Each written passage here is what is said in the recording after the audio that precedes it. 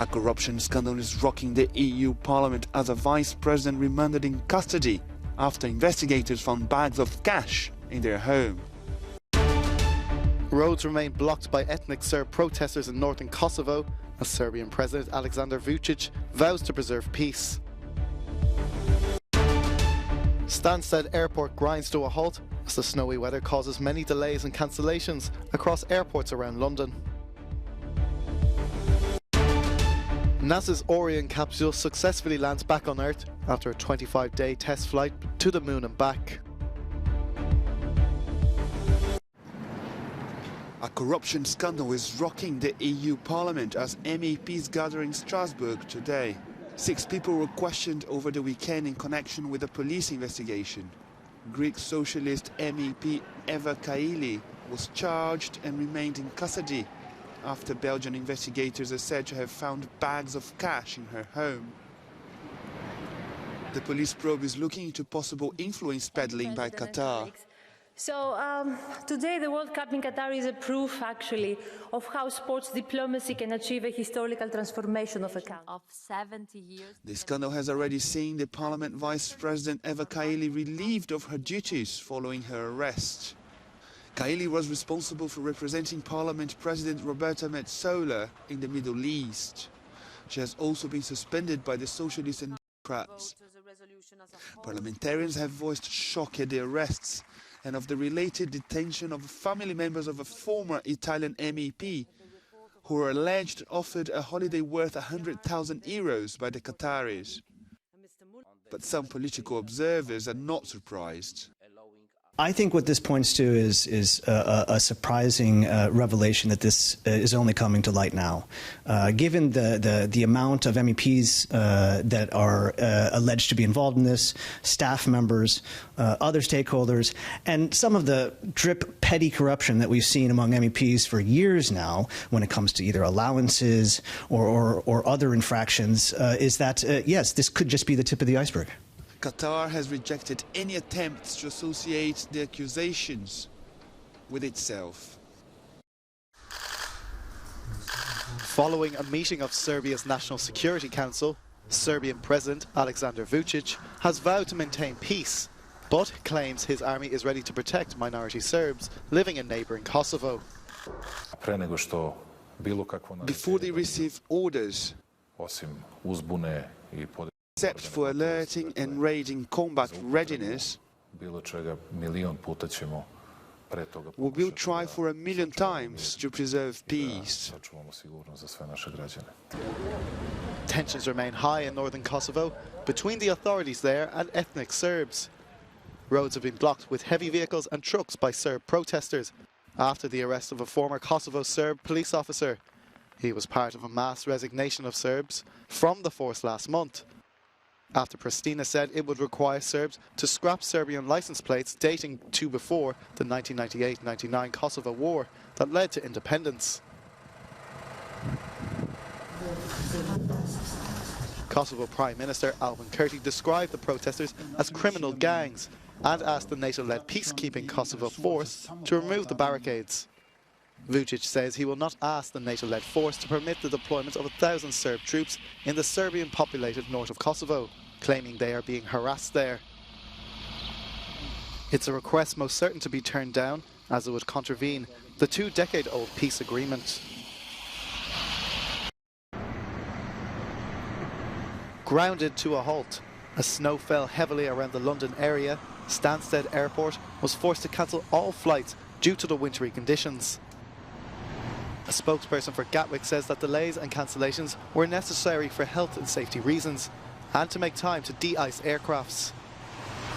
Travellers in Heathrow and Gatwick saw over 50 flights being cancelled as well, caused by fog and ice on the runway.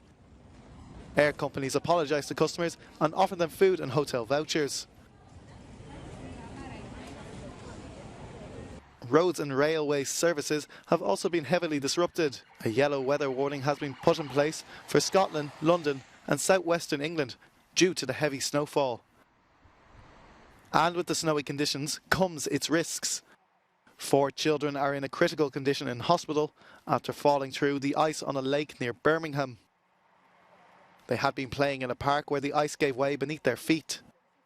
Police have issued a warning to the public of the risks of ice and advised people not to go near ponds and rivers.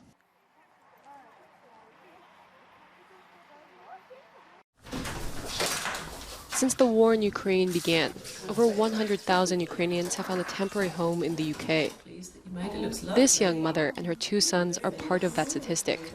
They came to the country through its sponsorship scheme, which relies on the goodwill of strangers to house them for at least 6 months. Now I live here and I'm happy to be here. I'm lucky to find a really nice woman. She helped me. She like my mom. But other people have not been as lucky. Some local authorities had to step in to help over 2,000 Ukrainian families in England so they wouldn't end up on the streets. Single women like me either don't work or work but earn a minimum wage that doesn't allow them to fully cover rent. And in this case, they either obtain homeless status and trust in the state, or they try to find a new sponsor, which is now almost impossible. Or they decide to leave England forever and return to Ukraine.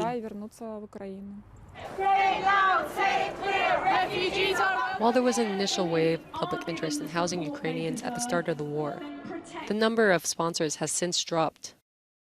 There aren't very many sponsors left, one way or the other. It's not even to say that there was some downward slope in interest. There was a lot of interest at the beginning, and a lot of those people took people in. Since then, there haven't been that many people coming forward, unfortunately. As the cost of living crisis continues to spiral, it has a knock-on effect on the cost of housing people, potentially leaving refugees in desperate need out in the cold. As energy prices soar in Europe, creative ways are being found to recycle the heat generated during cryptocurrency mining processes. Greenhouses growing tulips like this one in southeast Rotterdam require a lot of energy to keep warm through the winter. Meanwhile, cooling systems are usually needed to generate cryptocurrencies due to the large amount of computing power used.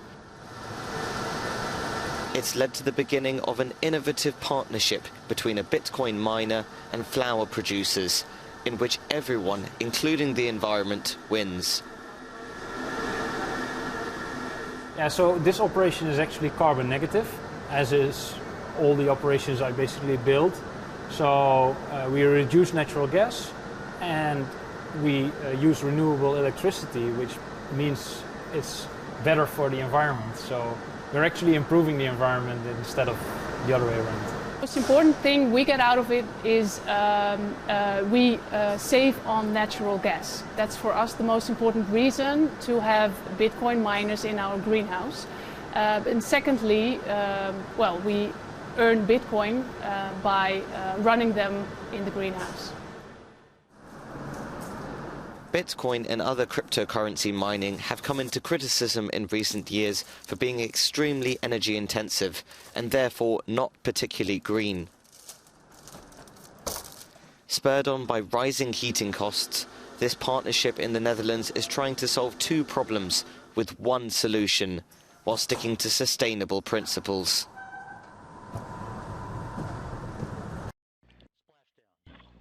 Splashing down back onto Earth, NASA's Artemis 1 moonship successfully landed in the Pacific Ocean, ending a 25-day test flight to the moon and back.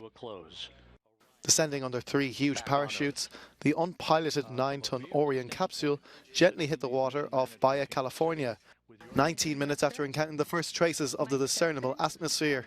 And I don't think any one of us could have imagined the mission this successful, but we had a very successful flight test.